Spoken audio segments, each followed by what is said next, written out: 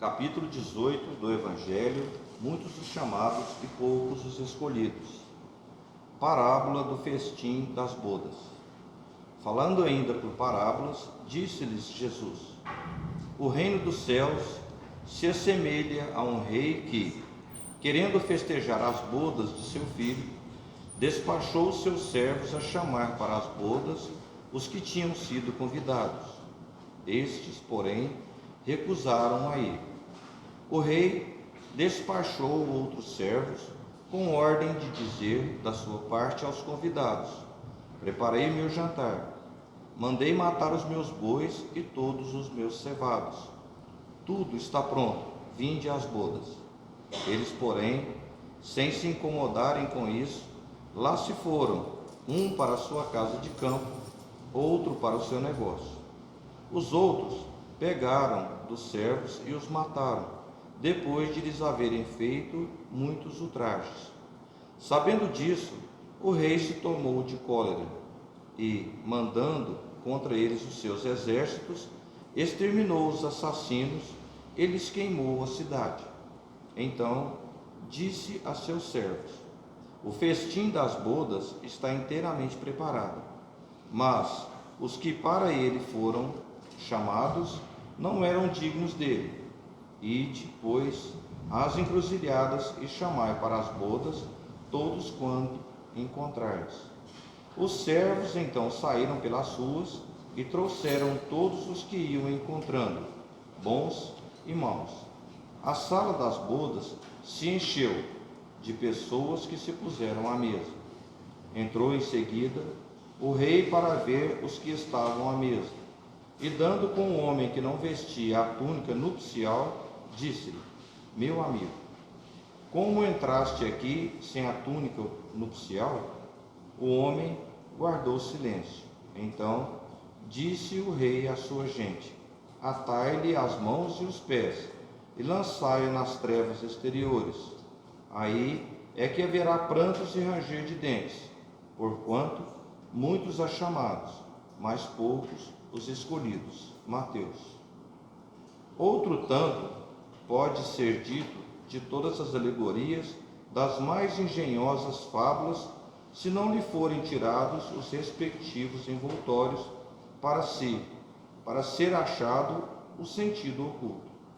Jesus compunha as suas com os hábitos mais vulgares da época, da vida, e as adaptava aos costumes e ao caráter do povo a quem falava.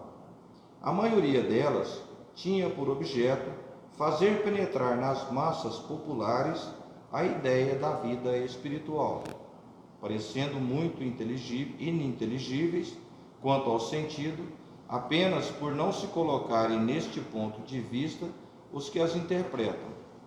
Na de que tratamos, Jesus compara o reino dos céus, onde tudo é alegria e ventura, a um festim. Falando dos primeiros convidados, alude aos hebreus, que foram os primeiros chamados por Deus ao conhecimento da sua lei. Os enviados do rei são os profetas que os vinham exortar a seguir a trilha da verdadeira felicidade. Suas palavras, porém, quase não eram escutadas. Suas advertências eram desprezadas. Muitos foram mesmo massacrados, como os servos das parábolas. Os convidados que se escusam, pretextando terem de ir cuidar dos seus campos e de seus negócios, simbolizam as pessoas mundanas que, absorvidas pelas coisas terrenas, se conservam indiferentes às coisas celestes.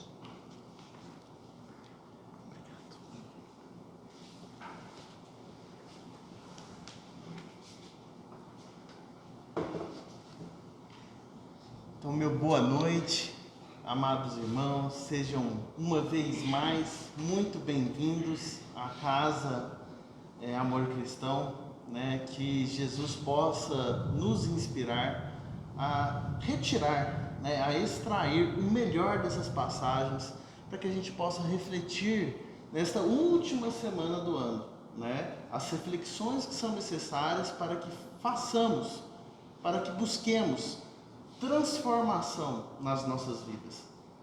nada melhor do que a gente, nessa época de festividades, comentarmos sobre o festim de núpcias em algumas tradições e o festim de bodas em outras tradições.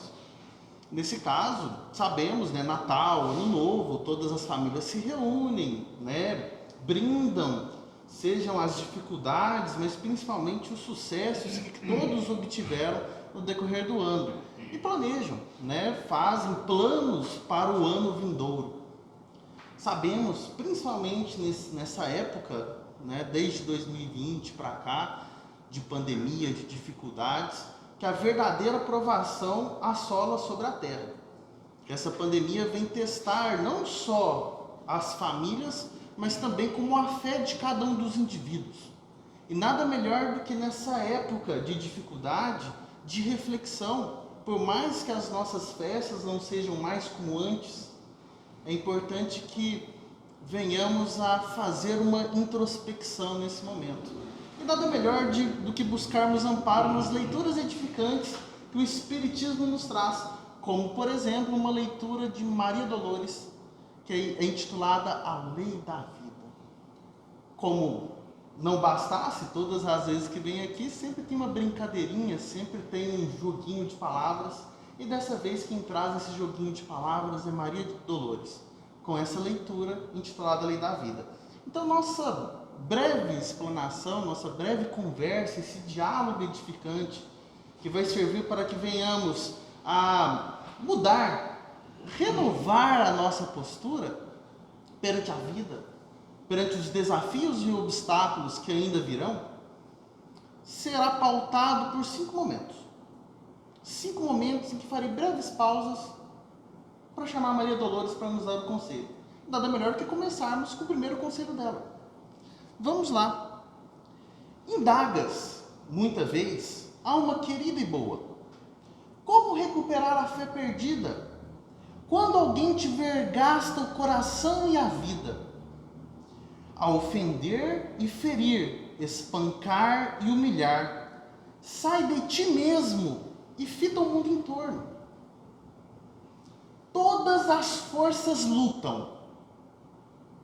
Entretanto, a natureza pede em cada canto renovar, renovar. A todo momento, em cada lugar, existe esse cântico de renovar, renovar. Como assim, Alexandre? Vocês podem me perguntar, que renovação é essa que buscamos? Que esse pedido que vem a destrinchar essa lei da vida? Essa renovação já acontece desde a época de Moisés. E trazemos um pouquinho das elucidações de Kardec. Kardec mostra, remonta a tempos históricos, desde o século I na Palestina, onde imaginávamos, muitas das vezes, o que era um festim, uma festa de casamento. Mas mesmo assim, observamos a evolução da humanidade. A evolução da humanidade aos poucos, aos trancos e barrancos, na verdade, vem crescendo, vem melhorando, vem edificando e se renovando. Algumas curiosidades no festim de núpcias. Se vocês se atentaram bem à parábola, a festa não correu tão bem como se esperava. O que se espera de uma festa de casamento? Se espera que pessoas especiais, principalmente de um rei, as pessoas mais especiais da corte sejam convidadas. E a primeira curiosidade que aconteceu? Os convidados se recusaram a ir. Imagina só, que tristeza para o rei. Convida sempre os mais especiais da corte, todos recusaram. Num segundo momento, ainda assim, o rei encaminha pessoas para que vá visitar todas as pessoas que vierem encontrar. Todas. Mande todos os seus servos a conversar com todas as pessoas, desde a mais alta hierarquia até a mais ralé. Todos serão convidados ao banquete. E por incrível que pareça, o que fizeram com as pessoas, com os servos que foram enviados? Foram saqueados e mortos. Foram saqueados e mortos. Foi isso que aconteceu. E Kardec, conversando conosco sobre a natureza da parábola, porque mesmo assim, o que o Luiz acabou de falar com a gente, é que Jesus falava de acordo com o entendimento das pessoas da época. Mas mesmo assim, Jesus, como um magnânimo pedagogo, as palavras dele são direcionadas ao espírito, à alma imortal, e por isso nunca perece e nunca se desatualiza. Estas parábolas tinham um sentimento muito maior do que Kardec expressa. Mas o que Kardec expressou? O que ele revelou? A evolução da humanidade, a evolução histórica, desde a época de Moisés, que foi o primeiro povo. Foi o primeiro povo que começou a acreditar num Deus único, monoteísta. Mas infelizmente se perdeu os aspectos morais, voltando à idolatria e aos dogmas. Os hebreus que receberam a verdade, toda a verdade em si, foram os primeiros convidados. Kardec faz uma análise muito interessante. Assim como eles se perderam, veio Jesus. E o que nós fizemos com Jesus? Nós açoitamos e matamos o Cristo. Foi isso que nós fizemos. E uma curiosidade muito interessante. O que veio a acontecer com todas aquelas pessoas que tiveram as suas cidades queimadas? Ninguém falou, ninguém comentou. Às vezes são palavras que passam desapercebido. Mas o rei mandou queimar todas as cidades que nós amontoamos sobre a égide das fortunas e dos bens materiais. Como nós valorizamos a natureza de Mamon, é natural que Deus venha reconduzir-nos a uma trajetória diferente. Hoje, graças a Deus, graças a Jesus principalmente, sabemos que a trajetória da humanidade é totalmente diferente. E nada melhor do que ouvirmos mais um momento, a partir do momento que a gente entende a evolução histórica, mais uma palavrinha de Maria Dolores. Olha que interessante, que vem dar luz a essa evolução histórica. A noite envolve a terra em longa faixa. É natural que passemos por uma trajetória de penumbra, onde não vemos luz no fim do túnel, muitas das vezes, quando voltemos os nossos olhares aos bens materiais. Mas a terra em silêncio espera o dia, e o sol dissipa a névoa espessa e fria. A verdade já está nos libertando, simplesmente a brilhar. Alteia-se amanhã, o trabalho enxameia. Do pó ao firmamento em novo brilho, ouve-se em toda parte o sagrado estribilho: renovar, renovar. Tudo bem, Alexandre, eu concordo. A gente já evoluiu historicamente, a gente já consegue entender que Deus é único, Não precisamos dirimir em várias potências: o Deus da luz, o Deus do sol, o Deus do fogo, o Deus das tempestades. Mas o que foi que fez os hebreus caírem? A grande pergunta jaz: por que os hebreus, reconhecendo e tendo toda a verdade, eles ainda caíram? Por quê? A grande questão também está no Evangelho. Porque o que eles deixaram de lado? As perspectivas morais. Tá, Alexandre, mas o que tem a ver isso com o festim de núpcias? São 3 curiosidades interessantes que a gente tem que remontar. No festim de núpcias, nós falamos que é um casamento. É um casamento. Por que Jesus colocou a figura de um casamento? Primeira figura. Se a gente for parar para pensar lá no passado, quando a gente pega o livro de Enoque, 150 anos antes do Cristo, ele fica entre a primeira e a segunda revelação. Lá eles comentam muito abertamente que as cidades de Jerusalém e Samaria, tinham sido prostituídas, tinham traído o seu próprio marido. Aí você fala: como assim, Alexandre? O entendimento de casamento para a época de Jesus era a união entre o homem e Deus, o homem e o Criador. A partir do momento que nós nos desviamos da lei divina, da lei natural, automaticamente nós estamos indo contra o casamento. Estamos indo contra a aliança entre Deus, o Criador, e nós mesmos. E por isso nós sofremos. Aí nós conseguimos entender por que Virgem Maria. Porque ela estava de acordo com as tradições da época. Porque ela estava de acordo com a aliança com Deus e cumpria todos os requisitos, visitando Jerusalém uma vez ao ano. Mas será que é só isso que sustenta todo o nosso diálogo? Ainda não. Porque quando pegamos Emmanuel no livro O Consolador, Emmanuel nos diz que nós estamos em um noivado. É tão bonito que eu até anotei e grifei. Emmanuel fala dessa forma: olha só, a humanidade ainda vive um período de noivado com a revelação da lei divina. Né? E por que é um noivado? O que representa um noivado para nós? O que é um noivado para cada um de nós? Não é o momento em que você faz o compromisso, mas ainda não consolidou o casamento? Emmanuel, no livro Consolador, ele está nos dizendo: a humanidade ainda vive um período de noivado com a revelação da lei divina. O que falta para que nós sublimemos, o casamento, efetivemos o casamento? A grande questão, o que nos falta? A grande questão é que o Evangelho ainda não foi incorporado integralmente dentro de nós. Cada um sabe aqui das suas mazelas, das suas sombras dentro de si. E cada um sabe se está buscando a verdadeira transformação para extirpá-las do coração. A verdadeira transformação. Olha o que o Consolador Emmanuel vem trazer para a gente de tão iluminado. Nós estamos num período de noivado. Por quê? Porque o Evangelho ainda não está consolidado integralmente dentro dos nossos corações. Integralmente.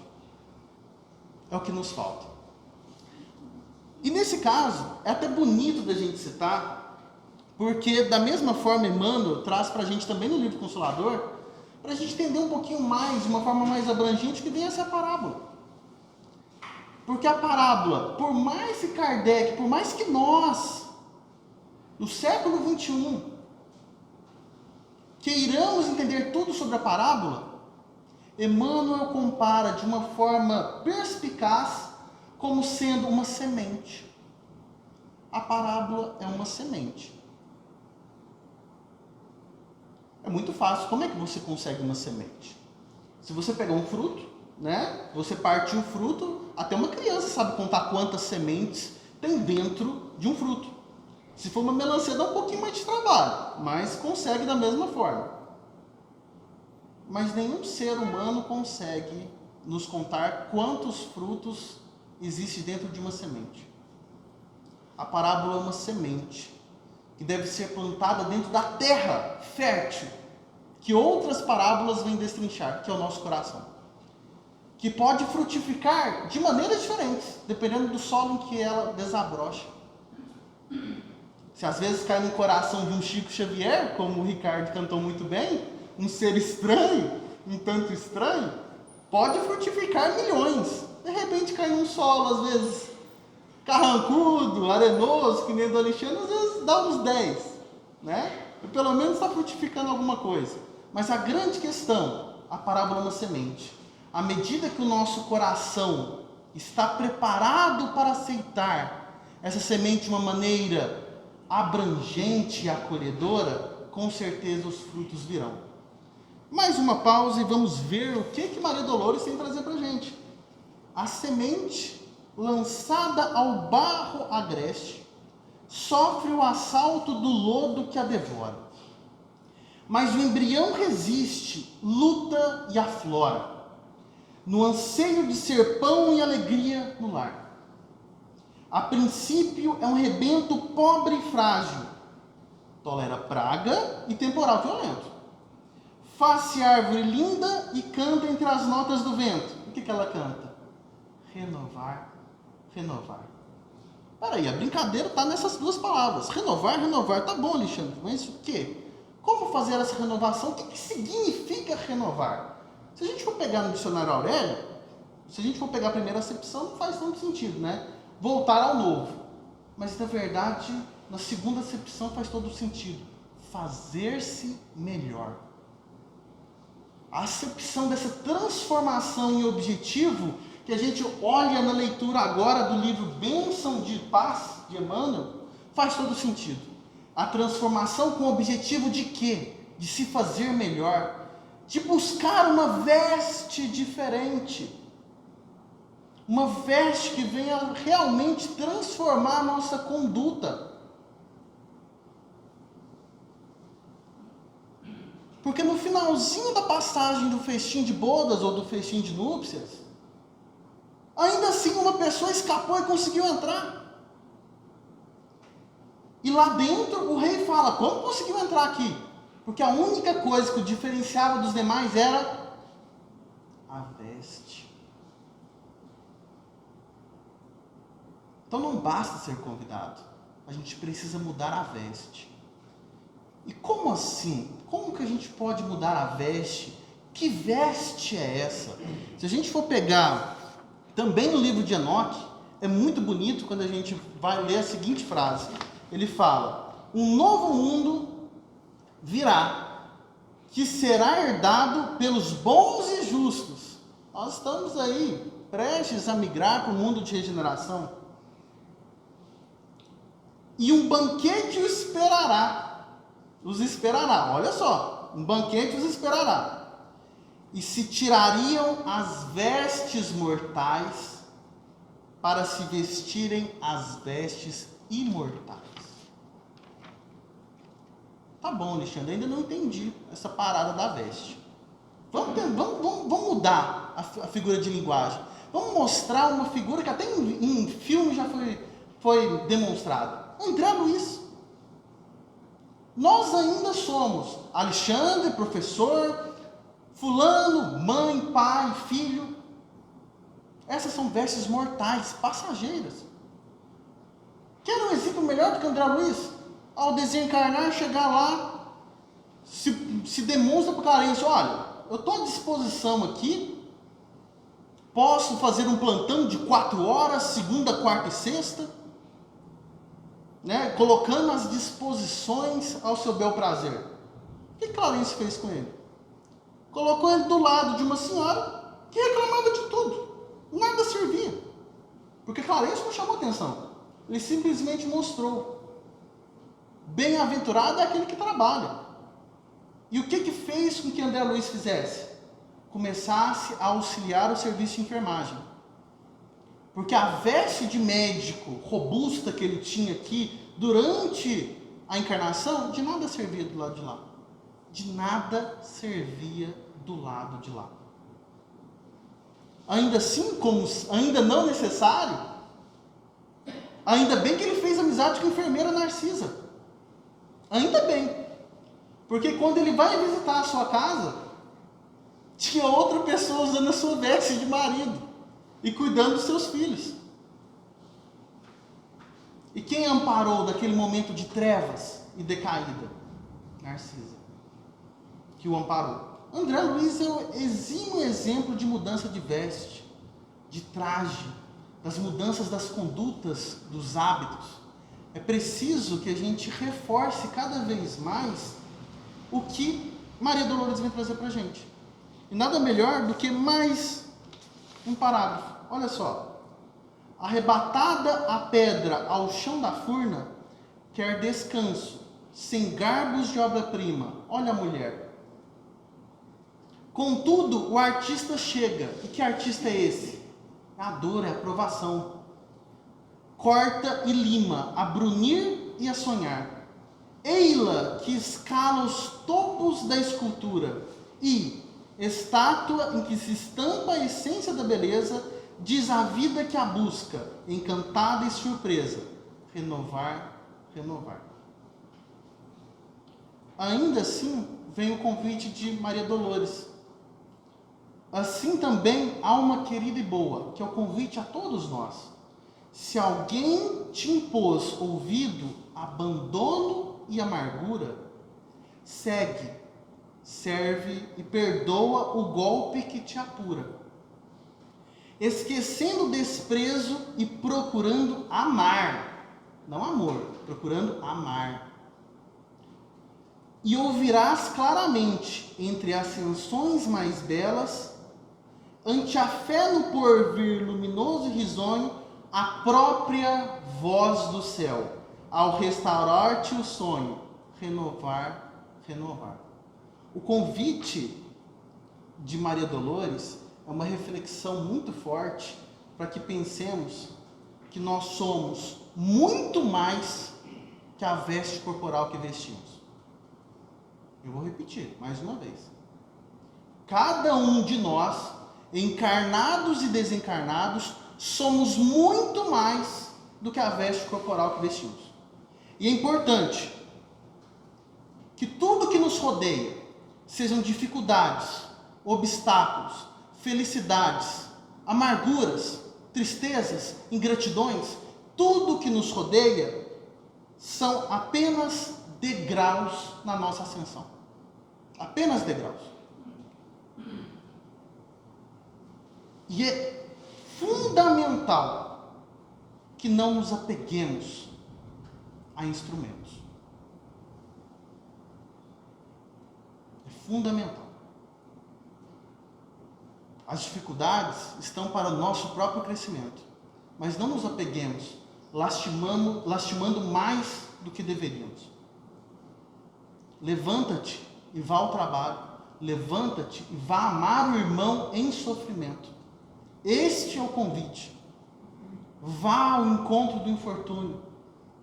Existe o próximo que precisa de teu auxílio. O convite de Maria Dolores, assim como a pedra, assim como a semente, assim como a alma querida e boa, é que precisamos nos dobrar às dificuldades, e principalmente seguindo a lei divina, buscando sempre auxiliar o nosso irmão em humanidade. Então, fica o convite, Fica o convite para que a gente venha a refletir na lei da vida, buscando uma renovação, buscando principalmente as nossas sombras, clarear o nosso coração, preparar essa terra que cada um tem dentro de si para receber a semente. Receber a semente que será dada através do Evangelho e das parábolas. Que Jesus possa iluminar cada um de nós nesse novo ano que se inicia.